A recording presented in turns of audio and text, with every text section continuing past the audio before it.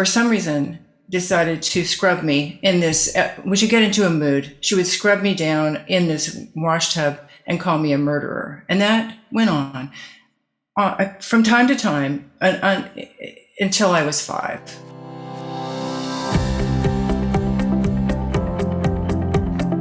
Welcome to From Betrayal to Breakthrough. I'm Dr. Debbie Silber, and today's guest is Elisa Stancil Levine.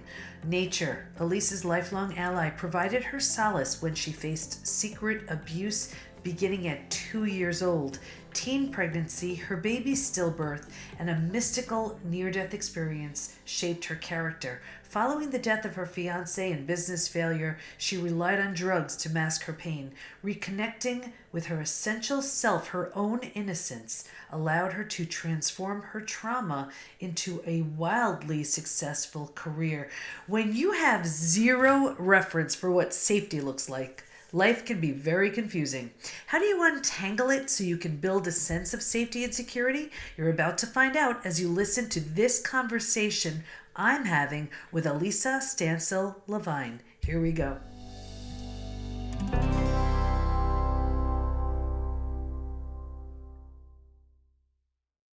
Okay, everybody, I'm with Elisa Stancil Levine, and I always talk about post-betrayal transformation, which is not only rebuilding your life, rebuilding yourself after an experience with betrayal. Well, Elisa is on to share with us many experiences with betrayal. And if you're wondering, how in the world am I ever going to heal from my experience? I brought on someone who's healed from many experiences, and I hope you are as inspired by her as I was simply by reading what she's going to be sharing. So welcome, Elisa. Hi there. It's really great to see you and happy to be here. Oh, I'm so glad. So before we really dive into actionable strategies to move forward from trauma, and from betrayal, can you share with us a bit of your background? Yes, I have this intense visual memory, and it actually made it very easy for me to have a very strong memory of very early childhood. And my first real memory is standing out on a little path and realizing I'm on the planet and I'm here. And I remember just reaching my arms up, so excited, to just greet the world. And I realized I can't even talk. I could only just make a sound. And then a bird flew and the trees danced around in the wind. And I felt so beloved. I felt so joyful, right? And that was amazing. I want you to know that's, I think, the imprinting that I got about nature and how nature was safe and nature was free and that I belonged. And this was so healing and such a blessing. Okay, so thank you for having a visual memory is what I have to say. So as time continued, it turned out my actual family of origin, my parents were really a dichotomous group, and there was no real solace at home. They were just very distant with each other and with us. And my grandmother and step-grandfather became my favorite world. And I very much bonded with my step-grandfather, but unfortunately, it came to pass that he was actually a pedophile and had already abused others in the family, other girls, and then moved on to me before I could talk. And from there, he abandoned me. And I didn't know it was bad. I thought it was belonging and special, and that's just what I thought. And then when I started talking, he moved on to my little cousin, who was just 1 year younger. So she was 1.5 years and I was 2.5. And I just remember seeing him walk away with her and thinking, oh, okay. So this was my introduction to that kind of abandonment. And then the other big, deep imprinting thing was my grandmother was very, very religious in a different religion than I was. And she, for some reason, decided to scrub me in this. We should get into a mood. She would scrub me down in this wash tub and call me a murderer. And that went on from time to time until I was 5. I have to stop you there. Why in the world was she calling you a murderer? It makes no sense. And so finally, thank the Lord, I said to myself, this can't go on. I was 5.5. We were riding in her car by ourselves for a very rare occasion. And I said, Grandma, why do you call me a murderer? I'm just a little child. And she said, well, it doesn't matter. You're Catholic, and the Catholic killed thousands and thousands of people during the Crusades. So it's just like you did it yourself. Oh my goodness. Yes. So I'm like, so this was in 1955. Okay. So Crusader Rabbit was a new cartoon. I looked it up. It was really about 1952. So I was like, what is she talking about? I knew right away, I don't know what she's talking about. So I just like erased that whole thing. Just like, I have no traction here. And I looked out and I saw we were driving by all these pear orchards. And Debbie, when you drive by an orchard, how the rows just open and then close like a fan, and it's just totally mesmerizing. Mm-hmm. And this is how I use nature to offset these confusing and conflicting and unkind things. I just go and dream off. And we're definitely going to talk more about nature, but now here you are, you're 1.5, you're 2, you're 5. What's the sort of meaning you made out of these 2 experiences? What were you telling yourself based on that? Because we know that these really, really the most transformative years. Yeah, and all the time that, of course, I'm 72 now, my friends. So I've had some time to think about this stuff. And I want to say that, I could give you all this philosophical answer, but in fact, what I decided was it's up to me. That's it. It's up to me. If I want to feel free, if I want to feel safe, I have to be in charge of it.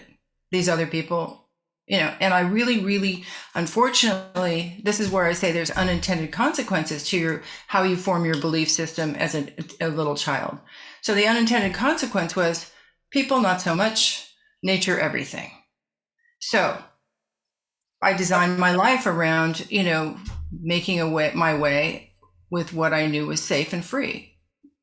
Okay, so it was like I can trust and believe and feel safe in nature because I cannot trust, feel safe, and believe in people. Is that? It's not even because it's like it's evident. Here's this which loves me and I'm welcome in and I belong to. Essence is everywhere around me when I'm out there in the world of nature.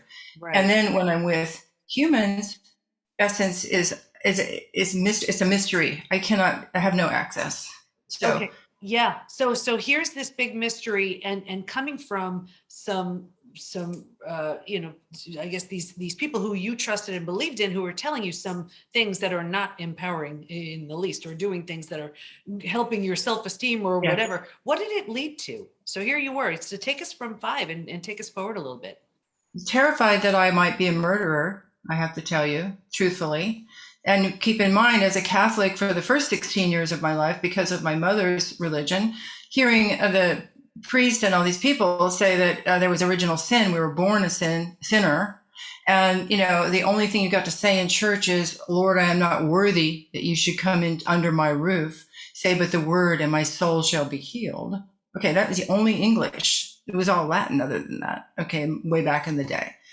And I was very skeptical. What in the heck? Why would God? No, I just couldn't make any of these things make sense. So I tossed all that out as much as I could, but deeply. And hang on, I'm going to stop you right there, because that's one of those things that takes a lot of strength to be able to do, because most people, they assume, well, this must be true. This must be real. This must be right, because these big important people are all saying it. So it takes a tremendous amount of strength to even be willing to question these things. I think this is exactly right, Debbie. And I think that one of the things that was very, very, very helpful to me is how curious I am naturally. Mm-hmm. And what happened, and this courage aspect really, I think, came from having this little ace in the hole. My home folks, the nature itself, the river, the canyon, the trees, the rocks, everything. I found love. Okay, so but then also when you realize that you're looking in the contrast, as I think one of your recent podcasts, we're talking about contrast, right? And contrast, is such a fantastic teacher. Without contrast, what would we have, Debbie? Yeah. I guess I would just have oatmeal, day and night, right? So being this curious person and seeing all these different things happening and making these choices, I was just tumbling forward. It wasn't like I had this grand vision at 5 or 12. And finally at 12, I decided I'm going to write my own philosophy, how to be human. It just seemed obvious that the trees are treeing, the river's rivering, rocks are rocking. They know what they're doing. What are we doing? I don't get what we're supposed to be doing. And so this 2-page philosophy that I wrote very carefully because I was sure it would be published in Time Magazine on the back page, really just said, what is the purpose? It's just really, the first word that came to my mind is sensitivity, like the good kind. I had always been told I was too sensitive, but in a bad way. Okay, so I'm in that same club too. I gotcha. Right. So what is this sensitivity, and why do I feel all these things? And so I just thought, really the whole building block has to be caring and sensitivity. And if we're doing this and seeing what is real, our job, because we can speak and move, we should just share what we see that's beautiful in the world. We can bring all the good things to all other people. I can tell you about a tree I saw, and you will know that tree, right? But the tree will be standing long ago, and 50 years ago. So this is the beauty of our ability, right? And this is yeah. So here you are, you're 12 years old and you write this paper because you're questioning what you're learning, what you're seeing, what's being told to you. How was that received? Who did you share that with? There's something better. The first person I decided, I guess I didn't tell you this, it's so funny. The first person I wanted to share it with was my mother's therapist, because she had taken us to him, and she was a very depressive person, and he was very organized and seemed to think that I was going to be a writer and all these great things. So I thought, well, of course I will show him because he will see me. And so I had an appointment with him, and I took it in very carefully. My hands were so sweaty, I didn't want to get the paper all damp. So I take it and I lay it on his desk, and he reads it, and then he pushes it across the desk and says, well, clearly you copied this from somewhere. And and then I was so stunned and hurt, I couldn't speak. Even right now, it's like, and so that was it. I have this special thing where I turn someone to dust in my mind. He just becomes dust. He ceases to exist. I'm done with him. He's done. Dust. And unfortunately, I must say my courage ended there, and I did not even save the essay, and I didn't send it anywhere. I didn't know how to send it anywhere. I just thought he would like it, and then he would help me figure out how to get it published, right? What's the big deal? So at that point, because here's the thing, and you always hear these stories about, let's say there's a student and they go to their, the advisor, right? The student advisor, and then, you can never get into that college or whatever. Yeah. And so they don't, and they believe what that person said.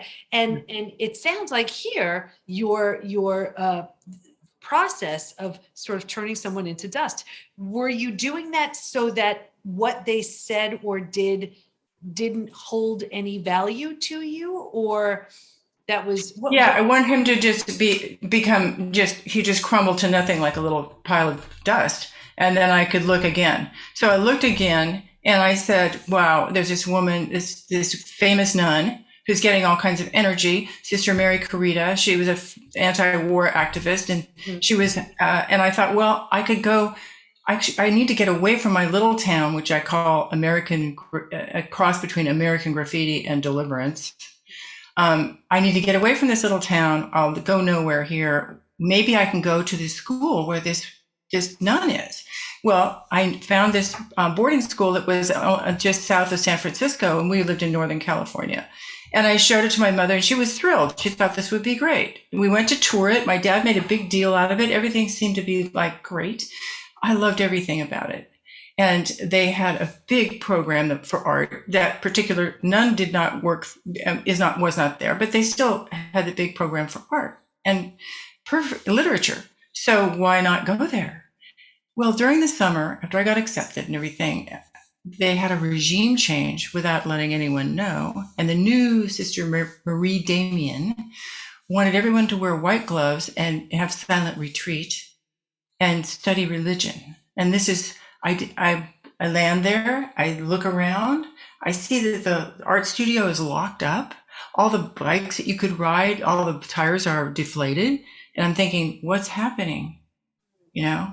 And then I tried to make my best of it. It was just a horrible. And so again, out of the frying pan into the fire, this or something better. The title of this book, that memoir that I've written, is really about, so you have what you have and you believe you know what you're doing. And then you reach, and sometimes that is not the place that you're going to end up. Okay, so it was best of intentions, and then it didn't turn out the way you planned. Now, how old were you, and then what happened next? I was 14, and I came back I gained, I think, about 27 pounds in one semester, left there, came home. Everybody said that I had gotten pregnant and had, the school gossip was I'd gone away and had a baby, because why would I be so pudgy all of a sudden? I'm very athletic, so it didn't make sense. So I could see right away I had no way to counter this little, rumble. This couldn't. So I just thought, well, forget it. I know I love running. I'm the fastest at my school. And so I will put together a girls track team. So I went to I got 6 girls that all agreed, that had great running times. And there were actually already, even though there was no Title IX, there were a couple of other schools that had girls running teams.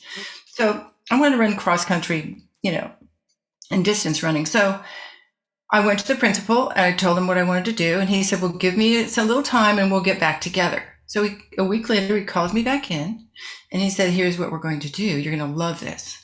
We're going to give you girls your own little uniforms, your own little clipboards, keep saying, and your own little stopwatches. And you can keep the boys' times. Yes. And I mean, it's just like, okay, this is not going to work for me. Okay. No. You're turning him into dusting right there. Okay. Another dusty guy. Okay. So then I'm like, okay, what will I do? Because I'm bored and, I'm trying to, even in my English teacher said, oh, you're a great writer, but you're just going to end up being married to somebody and going to the country club. He tells me, right? This is the way it was. It was 1964. So I thought, well, I'll get a boyfriend, so something to do. And so I wrote a list of what I wanted, and he wanted somebody very strong. And this became my first boyfriend. And then we started having sex. And then I thought, well, this is a sin, so I need to get married. Okay, so it's like, I'm just leaping forward to the next thing, right? Yeah. Anyway, so it took a long time, is what I must say, to stop leaping forward with my assumptions about how to be a human and successful on the planet. A long time. Right. So so you got married, and are ideas changing in your mind about, how people are showing up for you and what you need to do and what beliefs you need to have? Absolutely. Because the idea of safety and freedom is never far from my thoughts, how to be. And the idealized version is you'd have both of these things at the same time and they'd be at 100%. That's not possible in any case, no matter what. But I'm young, so this is what I'm seeking. And so it turns out, no, this is not to be. This man that I chose was exactly what I said I wanted. He was strong, had a great sense of humor, beautiful, but not very bright. And from a very disadvantaged family. And all the things that I thought, like by the time I was 19, we were 18 and I'd already had the first baby. That baby had died at birth, because I got pregnant when I was 16. That baby died at birth right after we had been allowed to get married. And that was a crushing thing, because I knew, to me, I had made this promise. I will keep my baby safe. I was really inventing a companion, I think. And, this is a sad but real condition. People try to create someone to love. So here I was. And I was busy with this baby, promising everything, and had to defend the fact that I wouldn't get an abortion, would not give the baby away, insisted that I would get married. I finally got married when I was 7.5 months pregnant. Baby born and died at birth. The way that I handled that, I really knew that I couldn't cope I just couldn't. And I prayed and prayed to the baby. I apologized so many times to him. And yet I just couldn't seem to get out of this deep pain. And I lost all the baby weight immediately. And my mom set me up with an appointment with a therapist. I went to the therapist and he was insisting that I would take some pills. And I said, I don't need to forget. I don't need pills. This is not what I'm looking for. And I walked out. He had the prescription. He kept trying to push it on to me. And I just walked out and went down to my little house, and I took a very sturdy chair and I beat the hell out of this knotty pine paneling in the kitchen and just beat and beat and beat and beat that, just screaming, no, no, no. Then curled up on the floor and cried. And then I was okay then. I stood up. That was sort of the dark night of the soul moment. Yes. And I've had a few of those. And I actually have this technique that I love. It's based on that. Give it to us, please, because here I want everybody who's watching, listening to know sometimes it takes that rock bottom and there's nowhere else to go but up. And it is the most painful. We always remember when we're there. But that's when, what's that beautiful saying, I believe by Rumi, something like it's only through the crack, the light shines in. Yes, like exactly. And that's where the light shines in. So what happened for you? What was your process? Well, now I can identify that when I'm getting this welling up of pain and anger and feeling hopeless, okay, this hopelessness is not something I really do well with. I could be out, I may say to myself, I need to go out on a hike. I may grab a big stick and I'm out in the middle of 30 miles of trails and I can just I ask permission to like a rock or a big log and I beat it and beat it and beat it until I'm done beating it.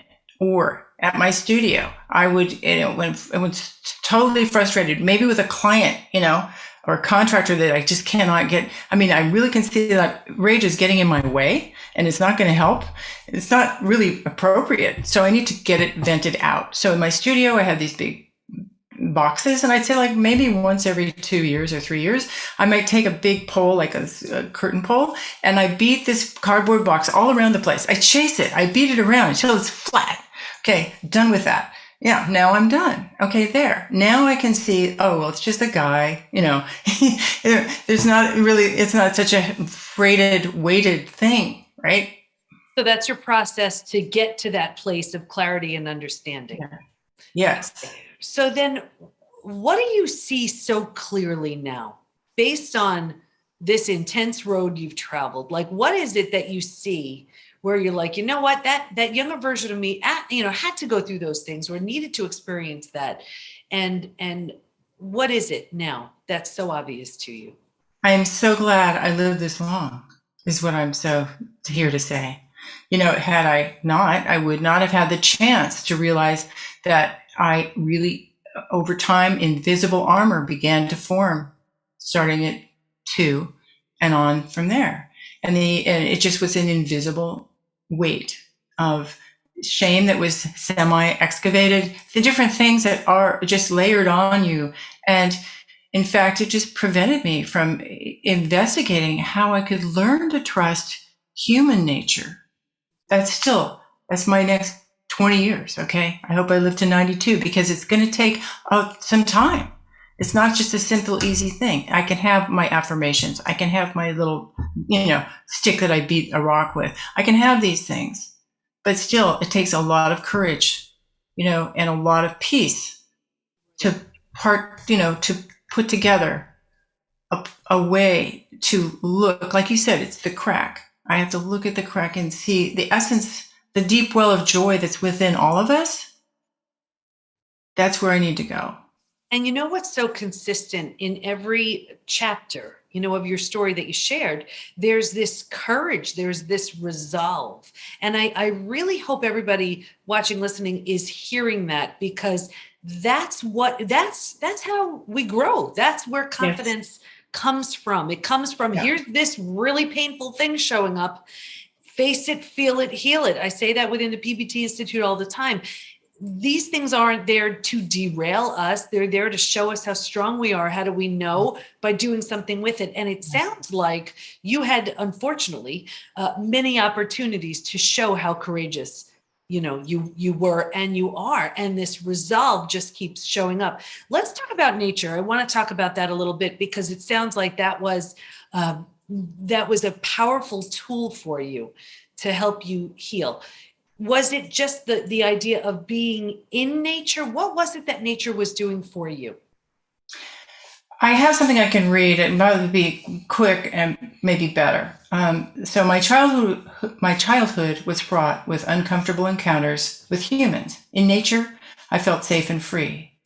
I learned about trust by watching a bird fly on the wind, about everlasting change by watching the currents in the river. These and countless visual images I collected and used as solace, even perhaps to disassociate. These inform my intuitive color sense. This saying, this or something better, is handy when remodeling, writing, or doing decorative art. By accepting what is, I can determine what might be better. So what nature showed me, I would be sitting by the river and I'd be morose, maybe at 10 or whatever, I don't know. And the rapids going by would just sound like they were laughing. And I would go, oh, you're right. Really, I'm just sitting here. This is really not so bad, right? I would just get these responses that I could completely interpret for me. Now, I've been with people who were raised in big cities like Manhattan. And when I had my company as a decorative artist, I had people from all over the world that worked for me. And this one woman was from a big city in South Africa, and she then lived in Manhattan, and she was terrified in nature, right?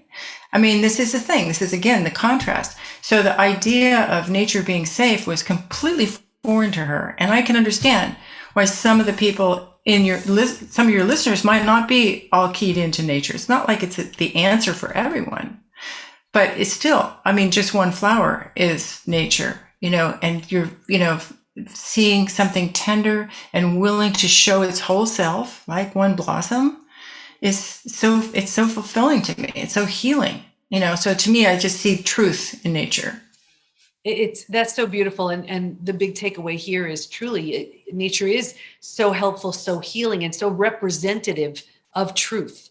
And you got that. And even if we can get that from a flower, that's wonderful. It reminds me too of, those sound machines. And it's so funny because I was checking out a few of them, and I remember one of them had actually the sound of city noise. Yeah, right. This is right. If you're so used to that, to you, that's sort of calming, the sirens going and the horns honking and everything. So I get that. As we wrap up, what do you want to make sure everyone knows? I would love to say this thing that was said to me that made such a huge difference and saves me from a lot of woe. And that is, you have a deep well of joy within you. You have that. That is what you have. And so this essence, if you just can try to, well, I don't even like to say try to, if you embrace this truth, it will be a big help. It's helping me as I go forward, trying to learn how to love people. So that's so beautiful. That really, and it's so true. We can, and I see it. We've always had lots of dogs, and we take the dogs to the groomers or the vet, and it's like there are some people who they just don't like people, so they've just decided animals are just because they're honest. Yes. You're honest, where you stand, right? And they're pretty predictable for the most part. And there's something simple about that. And it sounds like nature has done that for you. Elisa, where do we go to learn more about you and the wonderful work you do? My website is simply my name, Elisa Stancil Levine.com. Mm-hmm. And that has all this recently published essays and my book, which can be ordered and pre-ordered. It comes out June 7th, so I'm not sure when this will be airing, but it should be out and available, and it's available for pre-order. And then that has all of my other links, which you can find, and you can see who I'm. Elisa, I want to thank you so much, because I know there are so many people listening, watching, who are saying, I'm in such a jam and I just don't know how to get out of it. And maybe if you got that, just going outside and looking at the honesty of the trees and the rocks and the grass and the birds singing or whatever is a wonderful first step. So I want to thank you so much for your insight, for your wisdom. I know you helped so many people today.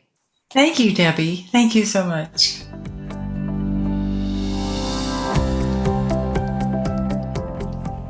Elisa found nature to represent safety and security, and thankfully, it gave her the support she needed to help her at a time when she needed it the most. Stay in touch with Elisa by going to elisastancillevine.com, and we'll have all of her information in the show notes at thepbtinstitute.com/podcast. Here's my biggest takeaway. Question everything. Yes, it's hard to question what we're being told, but when we do, we find that certain beliefs we bought into just don't make sense. It can be scary to question things because it shatters our paradigm. It brings up so many things that now need to be reworked. We need to create a new set of rules that feels right to us.